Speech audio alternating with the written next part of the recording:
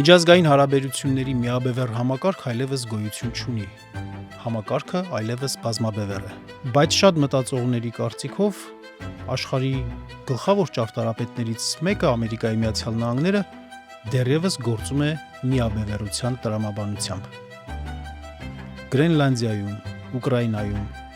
Մեծ Մերձավոր Արևելքում, Լատինական Ամերիկայում Թրամփի կտրուկ քայլերը մեկնաբանվում են